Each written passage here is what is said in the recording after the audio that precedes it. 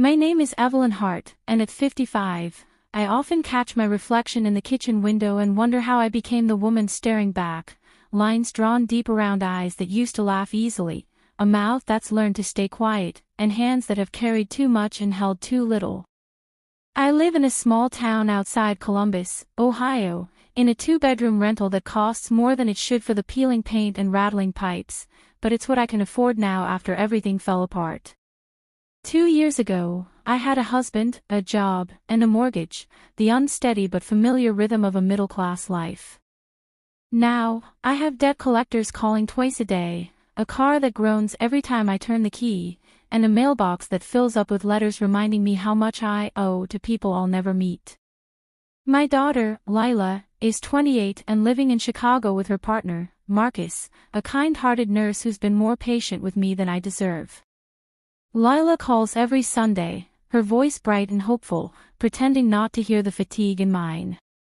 "Mom, things are going to get better," she always says, and I want to believe her, but I've learned that hope can be as heavy as it is light. It started when my husband, Tom, left me for a woman named Amber, who was young enough to be his daughter and worked at the real estate office where he handled listings.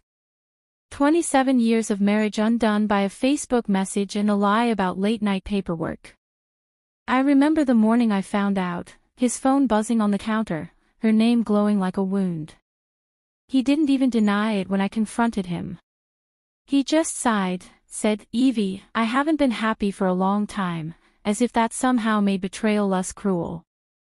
By the time he moved out, our savings account was nearly empty, drained by a series of investments he'd made without telling me, some cryptocurrency scam that promised double returns. He'd wired $38,000 to an account in Singapore, and when it vanished, he said he'd fix it. He never did. When the divorce papers came, I was still working at Maple and Finch Accounting, where I'd been an administrative assistant for 18 years. It wasn't glamorous, but it paid the bills and gave me a sense of purpose. Then, the layoffs came. "Automation," the manager said with a shrug, as though that word explained why I suddenly had no health insurance, no paycheck, and no reason to wake up at 6 in the morning.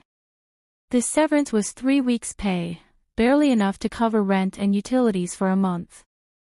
I applied for jobs everywhere, grocery stores, call centers, even cleaning services, but each time, I got the same polite rejection: "We've decided to move forward with other candidates." Apparently, experience doesn't count when you're 55 and your resume reads like a museum exhibit from the pre-digital era. I signed up for unemployment, which barely covered groceries, and started selling whatever I could: the antique jewelry Tom's mother gave me, my collection of cookbooks, even the living room rug I once loved. The nights were the worst. I'd lie awake staring at the ceiling fan spinning lazily above me, wondering how a life that once felt so secure could crumble so fast. Then came the scam, the one that nearly broke me for good. I'd seen an ad online: work from home. Earn up to $2,500 a month reviewing products. It seemed harmless, even promising. I filled out a form, gave my information, and within hours a woman named Sandra called, her voice warm and professional. "We just need a small processing fee, Evelyn, $99, to set up your account," she said. It sounded legitimate, so I paid. Then came another request, $300 for verification. Then $1,200 for tax processing. By the time I realized it was all fake, I'd sent them over $2,000, nearly everything I had left in my checking account. I remember sitting at my kitchen table, staring at the empty balance on my phone, and letting out a sound that didn't even feel human, somewhere between a sob and a scream. When I called the number back, it was disconnected. I reported it to the police, to the bank, to the Federal Trade Commission, but all I got were case numbers and sympathy that didn't pay the bills. Lila wanted to send me money, but I refused. "You need it more than I do," I told her, even though I was down to eating instant ramen and canned soup. Pride is a funny thing. It keeps you standing when you should fall, and it keeps you silent when you should ask for help. In those months, loneliness wrapped around me like a fog. I used to talk to Tom out of habit, even after he was gone, small things like, "You wouldn't believe how cold it's gotten," or "Have the neighbors repainted their porch?" Sometimes I'd catch myself laughing at a TV show and glance at his empty recliner, expecting him to smirk back. But the silence would answer instead. I tried joining a local church group, hoping to find community, but everyone there seemed to already have their circle, couples sitting together, women sharing inside jokes. I felt like an outsider in my own life. Still, there were glimmers of light. One afternoon, while walking through the park to clear my head, I met Nancy, a retired teacher with a contagious laugh and a rescue dog named Pickle. She invited me to coffee, and for the first time in months, I found myself telling the truth, not the polite version I offered Lila, but the raw, messy version where I admitted I was scared and tired. She listened without judgment and said, "You've been through a storm, but storms don't last forever." It sounded cliché, but I clung to it anyway. Nancy introduced me to a volunteer program at a local food pantry. I started going twice a week, organizing shelves, and chatting with people who were struggling just like me.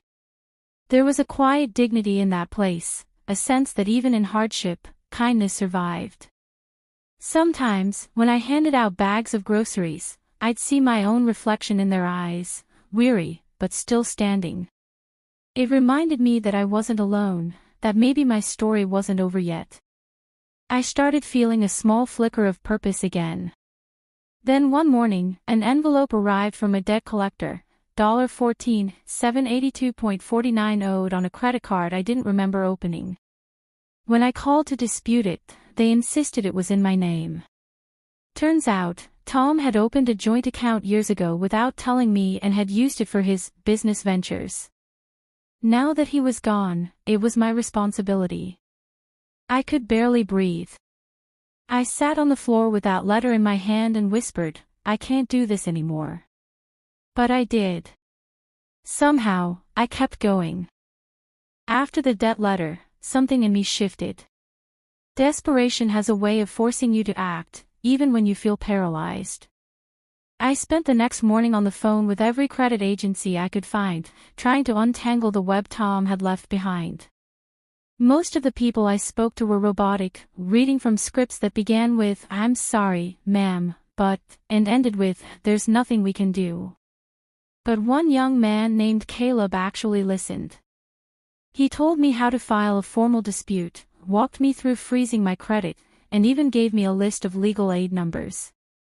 When I hung up, I cried, not because of what I'd lost, but because someone had finally treated me like I mattered. It sounds small, but when the world has been kicking you down, even a stranger's patience can feel like salvation. Over the following weeks, I started piecing my life back together one fragile step at a time.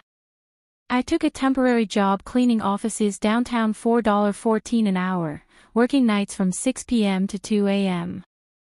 The pay was awful, and the work left my knees aching, but at least I was earning something again.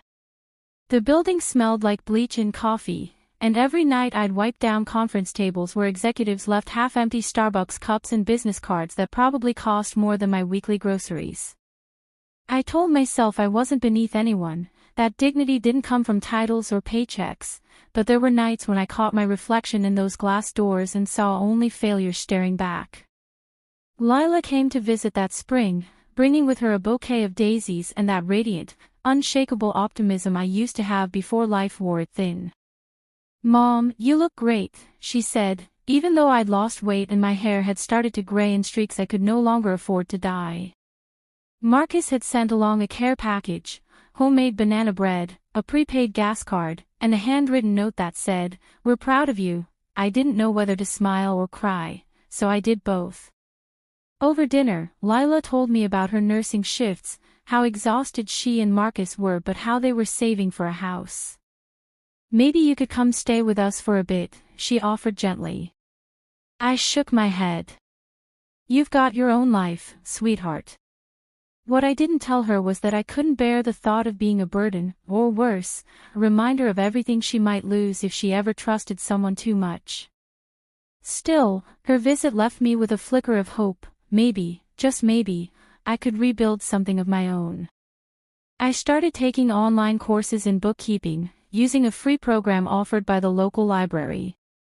Most nights, I'd sit at my old laptop with a mug of instant coffee, listening to the soft hum of the fridge and the creaks of the old apartment.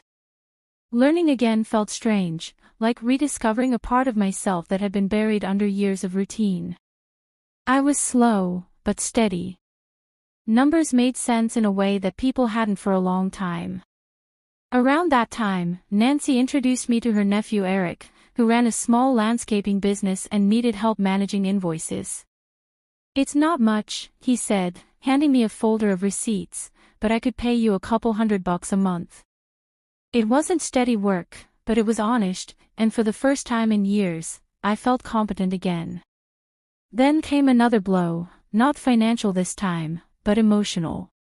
Tom called. It had been over a year since I'd heard his voice, and for a second, I almost didn't answer.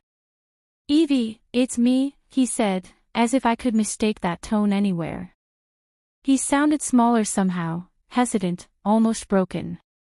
He told me Amber had left him, that his new business had failed, and that he was reevaluating things. He even had the nerve to ask if I'd meet him for coffee. Against my better judgment, I agreed. We met at a diner off Route 62, the same one we used to visit every Sunday morning when life still made sense. He looked older, thinner, but his eyes were still that same deep blue that once made me fall in love. For a moment, I felt a pang of sympathy.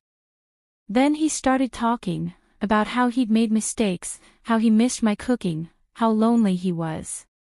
He said, maybe we could start over, and I realized that he wasn't apologizing because he'd hurt me, he was apologizing because he'd lost everything else. I told him I wished him well, paid for my own coffee, and left. As I walked to my car, I felt lighter than I had in years. I think that's the moment I finally forgave him, not for his sake, but for mine. Life didn't magically become easier after that, but something inside me steadied. I began budgeting down to the penny, selling crafts online, hand-painted mason jars, crocheted scarves, and somehow managed to scrape together $800 to pay down the first of my credit cards. It felt symbolic, a small rebellion against the weight of my past. When Lila called the next Sunday, I told her, I think I'm going to be okay, and for once, I meant it. Still, the world had its ways of testing that new strength. A storm hit in late summer, a brutal one that flooded half the town. My apartment roof leaked, soaking the carpet and ruining my laptop. I remember sitting on the floor with a towel, trying to save what I could, laughing through tears because what else could I do? The landlord refused to fix it right away, saying it was an act of God. I borrowed Nancy's old tablet to keep working and spent my nights curled up under blankets, listening to the steady drip of water. And yet, somehow, in that chaos, I found gratitude. Because even soaked and shivering, I was still here. I hadn't disappeared. In the fall, the food pantry started a Second Chances program, offering small stipends for volunteers willing to take on extra shifts. I signed up immediately. The work was harder now, sorting boxes, managing deliveries, keeping inventory, but it filled me with purpose.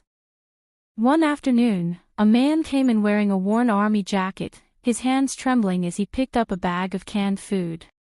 He looked at me and said, "You have kind eyes." It wasn't flirtation, just recognition, from one survivor to another. I went home that night and stared out the window, thinking about all the people who'd passed through that pantry, all of us trying to rebuild from something. It occurred to me that heartbreak, loss, and debt, they weren't just my story. They were the human story. By winter, I had started to feel a rhythm again, not the steady hum of my old life, but a quieter, humbler beat that felt real. The kind you hear when you stop trying to drown out silence and finally listen to it. My nights at the cleaning job were still long, but I'd started bringing a small speaker to play music, old Motown songs that reminded me of the years when Tom and I used to dance in the living room, before bitterness replaced laughter. Sometimes, I even danced a little in the empty offices, mop handle as my partner, letting my body remember joy. It was strange, this slow thawing of grief. Nancy would tease me when she caught me humming during our coffee breaks. "See, I told you the storm wouldn't last forever," she'd say, and I'd smile, realizing she'd been right in more ways than one. She became my anchor, the person I could call at 2 a.m. when the weight of bills or memories got too heavy. We'd talk about everything from recipes to regrets, and one night she said something that stuck with me: "We're all just looking for a soft place to land, Evie. Sometimes, we have to build it ourselves." That winter was brutal in Ohio. The heating bills shot up, and I could barely keep my tiny apartment warm. I started layering sweaters and wearing gloves indoors, pretending it was just a quirk of mine. I rationed groceries, buying only what I needed: rice, beans, eggs, the cheapest vegetables I could find. I'd become good at stretching $1, but debt still loomed over me like a storm cloud. The credit card company from Tom's account finally agreed to a settlement, $8,000 if I could pay within 6 months. It might as well have been $1 million. I remember sitting with that letter in my lap, whispering to myself, "You'll find a way." And somehow, I did. Between the cleaning job, bookkeeping for Eric, and the small stipend from the food pantry, I scraped together every spare dollar. Lila and Marcus surprised me with a check for $1,000 at Christmas, a gift they said came from Santa, not us, so I wouldn't refuse it. I used half for heat and half for the debt. It wasn't much, but it was movement, proof that I wasn't stuck forever. Christmas that year was simple but beautiful. I took the bus to Chicago to spend it with Lila and Marcus. Their apartment was small but full of warmth, the smell of cinnamon and pine candles, the sound of music, the laughter that felt like home. Marcus cooked dinner, a perfectly golden turkey, and Lila made me sit at the head of the table, "Because you're the queen tonight." I laughed, but something in me softened. That night, when they went to bed, I sat by the window watching snow fall over the city, and for the first time in years, I didn't feel like an outsider looking in. Lila hugged me before I left and said, "Mom, you're my hero." I wanted to tell her I wasn't, that I'd made mistakes, been foolish, and fallen apart more times than I could count. But maybe that's what heroes are, not the ones who never fall, but the ones who keep getting back up. When I returned home, the city felt different, smaller, quieter, but less lonely. The landlord had finally repaired the roof, and the pantry was busier than ever after the holidays. One morning, I was restocking shelves when a woman I'd never seen before came in. She was about my age, with tired eyes and shaking hands. She said she'd lost her job and didn't know how to feed her kids. As I helped her pack groceries, she burst into tears. I just held her hand and said, "You're going to make it. I know because I've been where you are."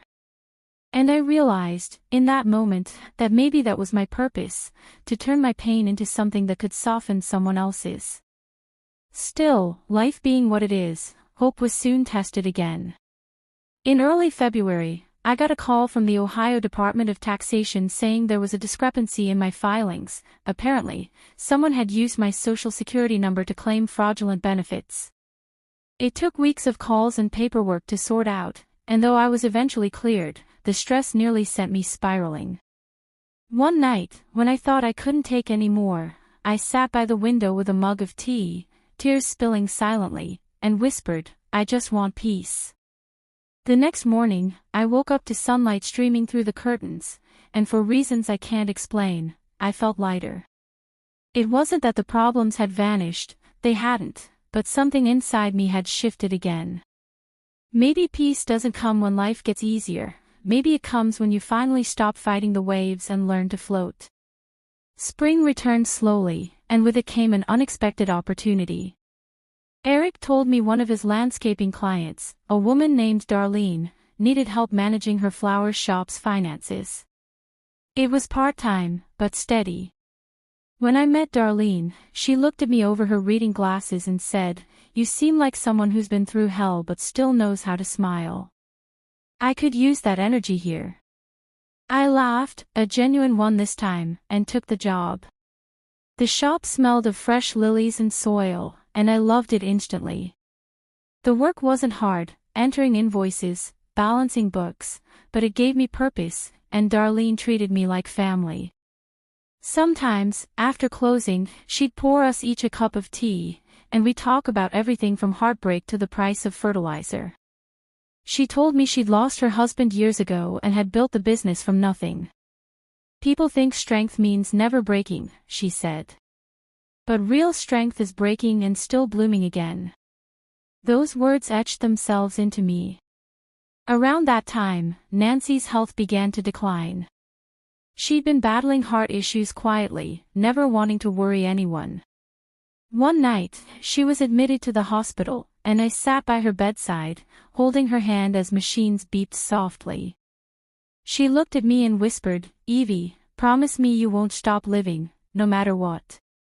I nodded through tears, not realizing those would be the last words she ever said to me. She passed away 2 days later. Losing her felt like losing the last piece of my safety net.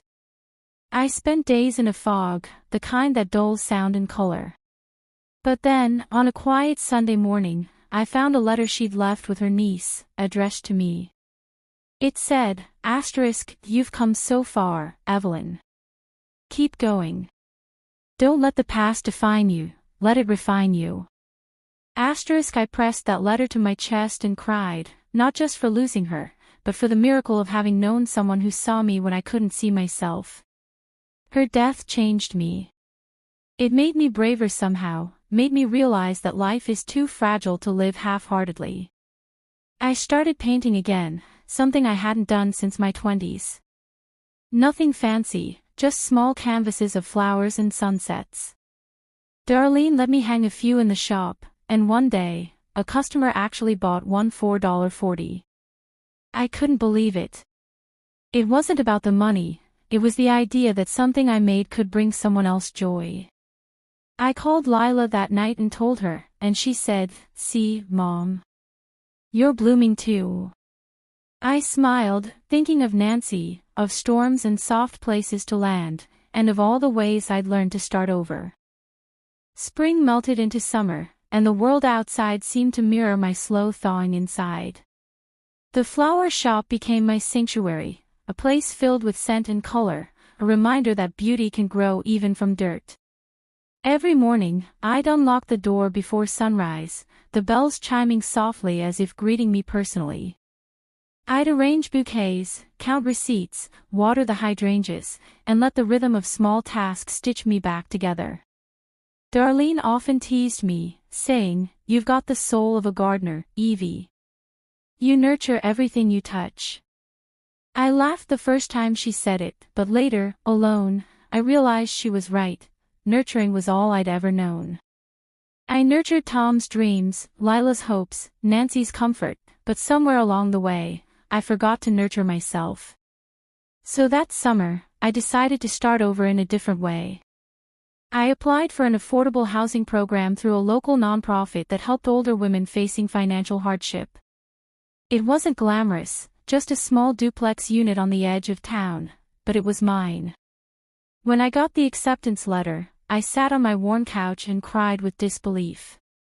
After years of living like a guest in my own life, I finally had a place that felt like home again. The move wasn't easy. The duplex needed work, the paint peeled, and the kitchen faucet dripped constantly, but I found joy in fixing it. I painted the walls a soft yellow, hung one of my paintings in the living room, and bought a second-hand rug from Goodwill. Every nail, every brushstroke, felt like reclaiming a piece of myself. I even planted a small garden out back, tomatoes, basil, and daisies, the same kind Lila once brought me after my world had collapsed. Watching them grow became my meditation. Life still wasn't simple. My debts were slowly dwindling but not gone, my car made noises that worried me, and some nights, loneliness still pressed against the walls, but it was a peaceful kind of loneliness now, one that didn't ache quite so sharply. I found comfort in small rituals: morning coffee on the porch, evening walks with a neighbor's old Labrador, journaling before bed. It felt like rebuilding from ashes, but the ashes had taught me how to appreciate the flame. Around July, Darlene offered me more hours at the shop, not just bookkeeping but managing customer orders and suppliers. "You've got a good head for this," she said, handing me a small raise. I didn't tell her, but that extra $120 a week meant everything.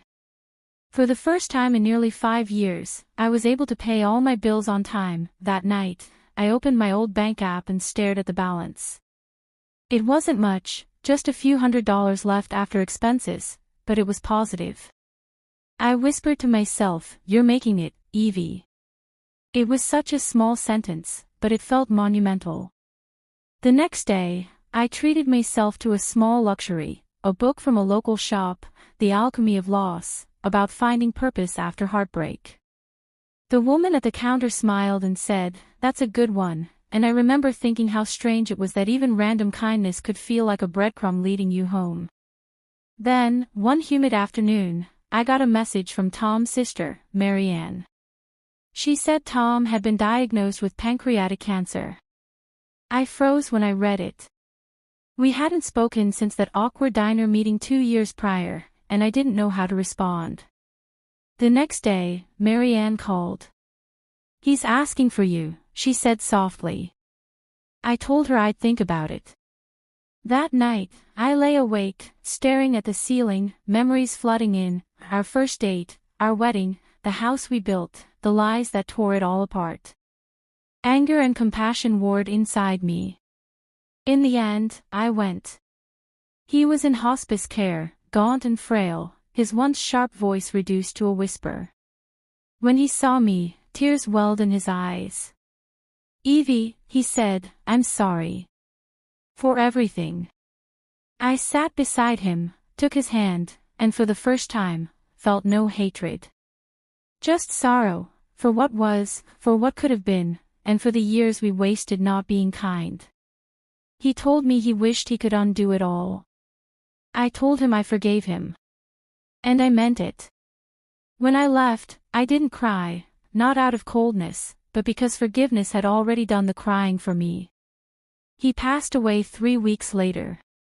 Marianne sent me a small box of his belongings, a watch, a faded photo of us at Niagara Falls, and a letter that simply said, "You were my home, even when I didn't deserve you." I kept the photo. The rest I let go. After Tom's death, something quiet but profound settled in me. For years, I had defined myself by loss of love, money, purpose. But now, loss felt like a teacher, not a thief. I began attending a local community center that offered workshops for women rebuilding after financial hardship. There, I met people with stories that mirrored my own, women who'd been scammed, abandoned, broken, yet were still standing. One of them, Rosa, had lost everything in a rental fraud scheme but started a catering business from her kitchen. She used to say, "You can't heal in the same place that broke you." That hit me hard. It made me realize that maybe I didn't need to keep reliving my past, I could grow beyond it. By fall, I'd saved enough to make the final settlement on that lingering $8,000 debt. I mailed the check with shaking hands, half expecting it to bounce. But it cleared. When I got the confirmation letter, I taped it to my fridge like a trophy. Debt-free for the first time in years, I didn't even recognize the woman staring back at me in the reflection of that metal door. I celebrated by cooking myself a proper dinner: roast chicken, roasted vegetables, and a small glass of wine. It wasn't fancy, but it was symbolic. I ate slowly, savoring every bite, every quiet second. The seasons kept turning. Lila called more often, her voice brighter each time. She and Marcus had bought a small condo, and one evening she told me, with the kind of nervous excitement only a daughter can have, "Mom, I'm pregnant." For a second, I couldn't speak. Then I started laughing, the deep, tearful kind of laughter that comes from joy you thought you'd forgotten. "You're going to be an incredible mother," I told her. She said, "I learned from the best." When we hung up, I sat on the porch, the evening breeze rustling the garden I'd grown, and whispered, "Thank you." Not to anyone in particular, maybe to life itself, for not giving up on me when I had. That fall, I drove to Chicago again, this time not as the broken woman who'd taken the bus years ago, but as someone whole enough to give love instead of just seeking it. Lila's belly was round, and Marcus beamed every time he looked at her.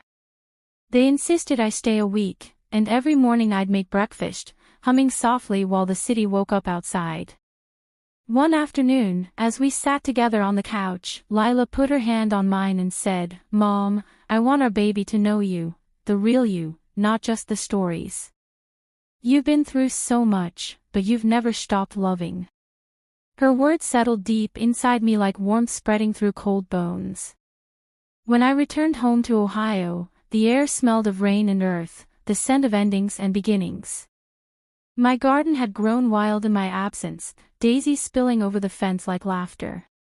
I knelt in the soil, trimming and planting, and thought of all the versions of me that had existed, the naive young wife, the betrayed woman, the desperate job seeker, the lonely volunteer, the survivor. Each had left something behind, pain, wisdom, resilience, and together they formed the woman kneeling there now, hands dirty but heart clean. I realized that peace wasn't something you found at the end of a journey, it was something you cultivated along the way, like flowers that bloom even in cracked soil. Winter came again, crisp and quiet, coating the Ohio streets in silver light and reminding me of how many winters I'd survived, not just the cold ones outside, but the ones that froze me from within. I was 58 now, though sometimes I felt both older and younger, older for all I'd endured, younger for the way hope had begun to feel like something natural again, not borrowed or forced. The flower shop was bustling with holiday orders, and I found joy in the small chaos of ribbons and wrapping paper. Darlene had started calling me her right hand, and one day she said, half joking, "You know, if I ever retire, you're taking over." The idea startled me at first, me, the woman who once couldn't pay her electric bill, running a business. But that night, as I lay in bed, the thought didn't seem impossible. Maybe I'd never make a fortune, but I had built a life, one that fit me, quietly and honestly. Sometimes that's worth more than all the money in the world. Lila called nearly every day as her due date drew closer, her voice trembling between excitement and fear. "Mom, what if I'm not ready?" she asked one night. "No one's ever ready," I told her. "But love has a way of teaching us everything we need to know."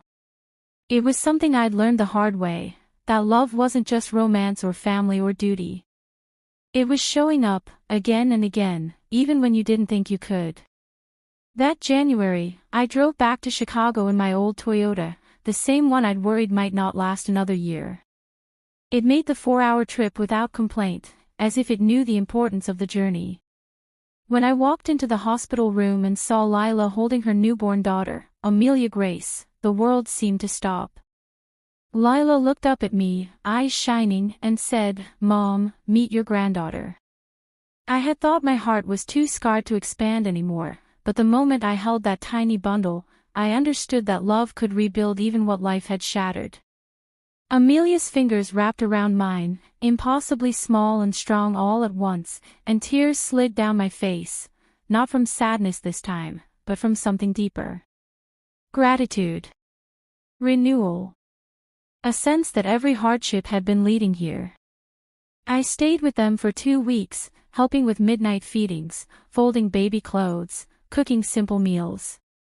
The apartment was filled with that sweet mix of exhaustion and awe that only new life brings. Marcus would fall asleep in the armchair, baby on his chest, and Lila would laugh softly, whispering, "He's hopeless," while her eyes glowed with love. Watching them, I felt something heal inside me that I hadn't realized was still broken, the part that once believed I'd failed at family. Seeing my daughter create a life built on kindness and trust reminded me that my legacy wasn't the mistakes I'd made but the resilience I'd passed on. On my last night there, Lila hugged me tight and said, "Mom, you're our foundation." I thought of how shaky I'd felt just a few years ago, how certain I was that I had nothing left to give, and I smiled through tears. Then I must have done something right, I whispered. When I returned home, the days felt different, softer somehow. The first thing I did was frame a photo of Amelia and place it on my kitchen counter beside Nancy's old letter and the picture of me and Tom from Niagara Falls. It felt like a small altar to everything I'd lost and gained.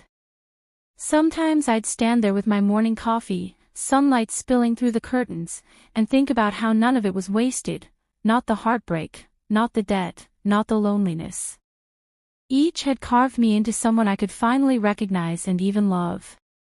I'd started keeping a journal again, something I hadn't done since my 20s. I wrote about small joys, the way the air smelled after rain, the kindness of strangers, the feeling of stability when the bills were paid before the due date. These were the miracles I'd stopped noticing when I was drowning in grief. Now, I saw them everywhere. One unexpected afternoon, Darlene called me into her office at the shop. She looked serious, but her eyes twinkled. "Evie," she said, "I've been thinking about retiring next year, and I want to sell the shop to you."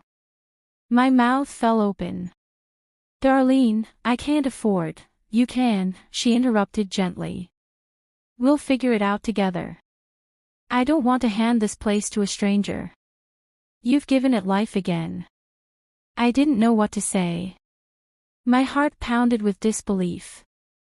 We spent hours going over details, a payment plan, low interest, everything fair and manageable.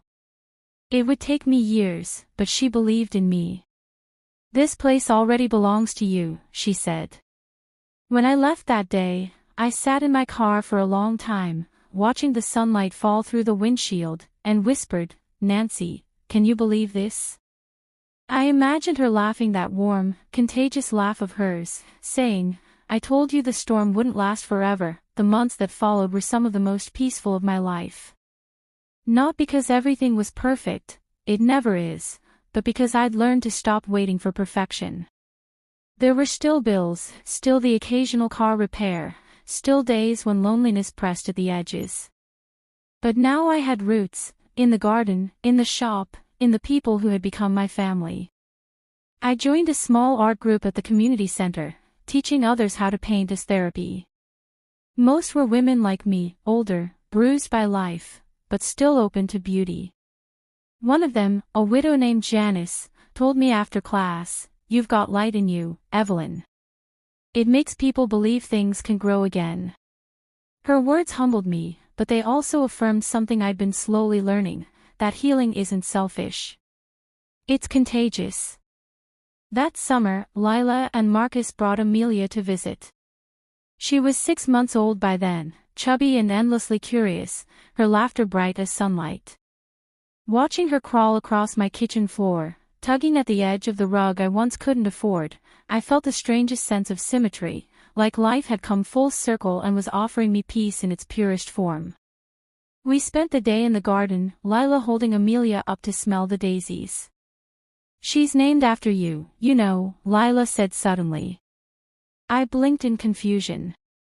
"Amelia's middle name, Grace. It's for your grace, Mom. For how you never stopped moving forward." I couldn't speak. Tears blurred my vision as I pulled them both close, the three of us standing among the flowers I'd planted in hope years ago. For a moment, the world was still. After they left, I sat on the porch as the sun dipped below the horizon, painting the sky in gold and lavender. The cicadas hummed, and somewhere in the distance, wind chimes sang a soft melody. I thought of all the people who'd passed through my life, Tom, Nancy, Darlene, even the scammers and debt collectors. Each, in some strange way, had been part of the same lesson, that life will strip you bare, but it also gives you endless chances to begin again. The trick is not to turn away when it hurts, but to stay, to feel it, to learn from it, and to keep loving anyway. I closed my eyes, letting the warm air brush against my face, and whispered, "I'm still here." And for the first time, that didn't sound like survival. It sounded like peace. The next morning, I opened the shop early, sunlight pouring through the windows, illuminating the flowers like stained glass. I brewed coffee, arranged a bouquet of daisies and lilies, and placed it on the counter. The bell above the door chimed as the first customer walked in, a young woman, nervous, holding a crumpled list. "I just started over," she said quietly, "and I want something that feels like hope." I smiled, recognizing that tremor in her voice, that same fragile courage I'd once carried. "I know just the thing," I told her, and began gathering blooms, yellow for resilience, white for peace, green for renewal. As I tied the ribbon and handed her the bouquet, she looked at me and said, "Thank you. This means more than you know." I watched her leave, sunlight on her hair, and felt my throat tighten. Because I did know. Later that day, as I locked up, I stood for a long moment in the doorway, taking it all in, the scent of flowers, the hum of the refrigerator, the faint echo of laughter from the street. My life wasn't what I'd planned at 25 or even at 45, but it was real, and it was mine. I thought of Lila's words, "You're our foundation," and realized that she was right. The storms hadn't broken me, they'd built me. I turned off the lights, stepped outside, and breathed in the cool evening air. Above me, the first stars were beginning to appear. I whispered a thank you, to God, to fate, to every failure that had led me here. Then I walked to my car, humming softly, feeling, at last, whole. For more gripping tales like this, don't forget to subscribe and hit the notification bell so you never miss an update.